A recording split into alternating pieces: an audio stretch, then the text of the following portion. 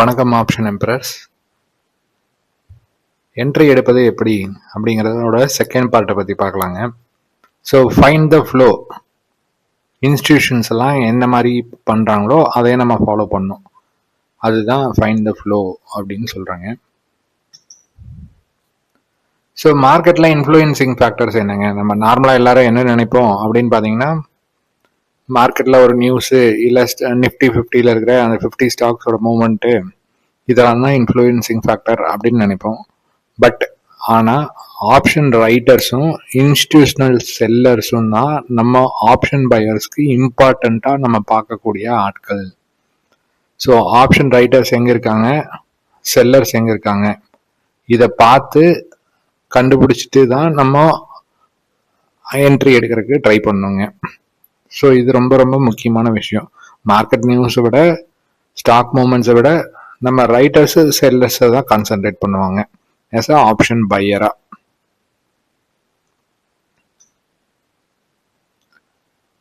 So option பையரா நம்ம எதை பார்க்கணும் அப்படின்னு பார்த்தீங்கன்னா, flow of big traders. Flow of big ட்ரேடர்ஸ்னா ட்ரேடர்ஸ் வந்து எங்கே வந்து அவங்க செல் பண்ணி வச்சிருக்காங்க, எங்கே பை பண்ணுறாங்க அப்படிங்கிறத ஃபாலோ பண்ணணும். அதை எப்படி ஃபாலோ பண்ணணும் அப்படிங்கிறத நம்ம நெக்ஸ்ட் இதில் பார்ப்போங்க. அதை ஃபைன் பண்ணி அந்த இடத்துல நம்ம என்ட்ரி எடுத்து ப்ராஃபிட் பண்ணுறதுக்கு ட்ரை பண்ணுங்க. ஸோ நம்ம என்ட்ரி எங்கெங்க இருக்கணும்? ப்ரீமியம் சார்ட் எடுக்கிறோங்க. ப்ரீமியம் சார்ட்ல பேஸ் லைன் வரைகிறோம். இது ஆல்ரெடி நான் சொல்லியிருக்கேன், இன்னொருக்காவும் சொல்கிறேன். பேஸ் லைன் வரைகிறேன். கால் சார்ட்டு, புட் சார்ட்டு ரெண்டுலேயுமே என்ன பண்ணுங்கன்னா, ப்ரீவியஸ் டேவோட க்ளோஸு, லோ, ஹை இதை வந்து மார்க் பண்ணுங்க. இதை மார்க் பண்ணிட்டு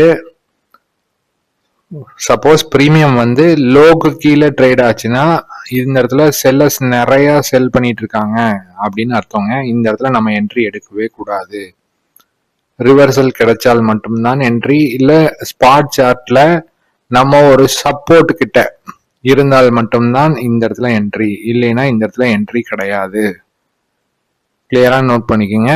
ஸ்பாட் சார்ட்ல நம்ம ஒரு சப்போர்ட் கிட்ட இருக்கும்போது இந்த இடத்துல நம்மளுக்கு ஒரு பிளாட்ஃபார்ம் கிடைச்சால் மட்டும்தான் இந்த இடத்துல இருந்து நம்ம என்ட்ரி எடுப்போம். இந்த இடத்துல என்ட்ரி எடுத்தா எது வரைக்கும் போகும்? க்ளோஸ் வரைக்கும் போகும் மினிமம். சரிங்களா? இது வந்து ரிஸ்கி ஜோன் அப்படின்னு சொல்றேன். எதனால ரிஸ்கி ஜோன்னா, பிகினர்ஸ்னால இந்த இடத்துல என்ட்ரி எடுக்க முடியாதுங்க. அதை அவாய்ட் பண்ணிருங்க. ட்ரேடை எடுக்காம இருக்கிறது நல்லது. ட்ரேட் எடுத்து லாஸ் பண்ணக்கூடாதுங்க. அதுதான் நம்மளோட முக்கியமான குறிக்கோள். ரெண்டாவது பாத்தீங்கன்னா, அந்த ப்ரீமியம் வந்து லோக்கும் க்ளோஸுக்கும் நடுவுல இருக்குது அப்படிங்கும்போது பாத்தீங்கன்னா, மார்க்கெட் வந்து சைட்வேஸ்ல இருக்கிற வாய்ப்பு இருக்குங்க. கால் சார்ட்டும் புட் சார்ட்டும் ரெண்டுமே க்ளோஸுக்கு பிலோ ட்ரேட் ஆயிட்டு இருக்குது. Same strike price. For example 25,700 அப்படிங்கிறது தான் இப்போ நம்ம ஸ்ட்ரைக் ப்ரைஸ் வச்சிருக்கோம். நாளைக்கு காலையில அது பார்த்தீங்கன்னா ரெண்டுமே கால் சார்ட்டும் புட் சார்ட் ஆஃப் 25,700 வந்து க்ளோஸ் பிலோ இருந்ததுன்னா நீங்க அந்த இடத்துல ட்ரேடு எடுக்கக்கூடாது. ஏன்னா அது சைட்வேஸ் மார்க்கெட். அந்த இடத்துல உங்களுக்கு எடுத்தீங்கன்னா ப்ராஃபிட் கிடைக்காது. ஸ்டாப் லாஸ் தான் அடிப்பார்கள். ஸோ எப்போ நம்ம என்ட்ரி கொடுக்கலாம் அப்படின்னு பார்த்தீங்கன்னா, க்ளோஸ்க்கு எபவ் ஏதாவது ஒரு ப்ரீமியம் போகணுங்க. இதர் காலர் புட்டு க்ளோஸ் எபவ் போகணுங்க. அதே டைம்ல ஆப்போசிட்ல இருப்பாங்கல்லங்க, அந்த ப்ரீமியம் பார்த்தீங்கன்னா உங்களுக்கு க்ளோஸ் பிலோ போயிடணுங்க.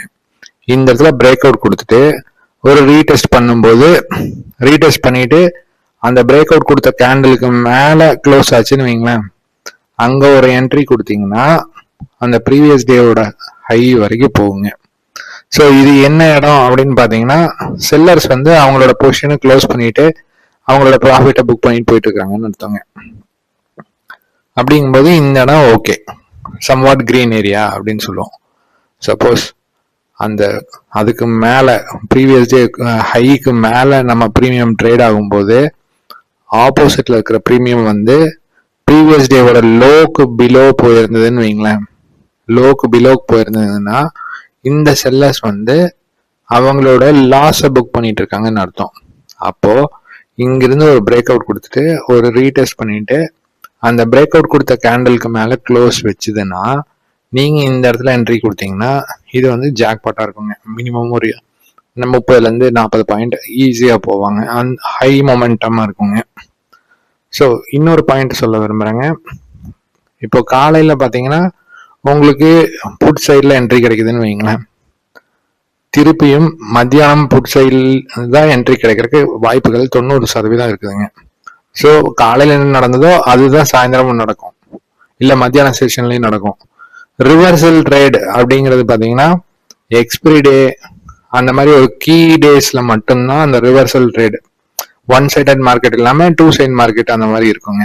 இல்லைன்னா நார்மலா வந்து ஒன் சைட் மார்க்கெட் 90% பார்த்தீங்கன்னா ஒன் சைட் மார்க்கெட் தான் இருக்கும். சரிங்களா?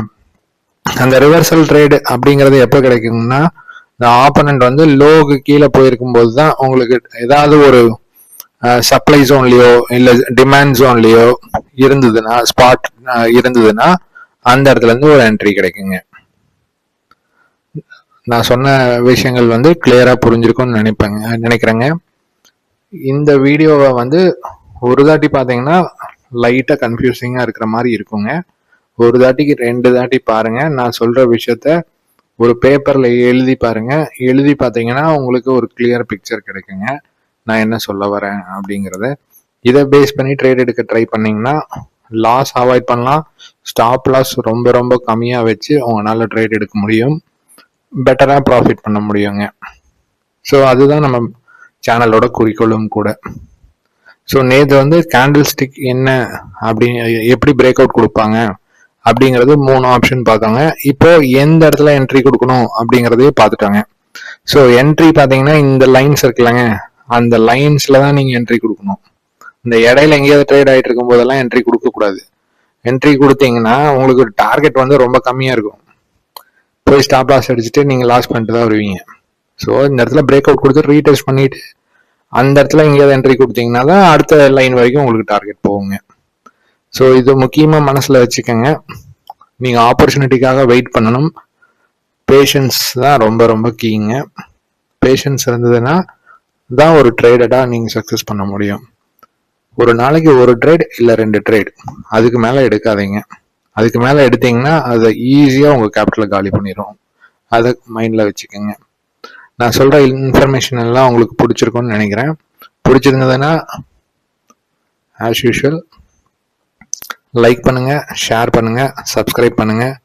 நீங்கள் லைக்ஸ் போடும்போது தான் இந்த வீடியோ வந்து மற்றவங்களுக்கும் போய் சேரும். ஸோ அதை பண்ணுவீங்கன்னு நம்புகிறேன். தேங்க்யூ.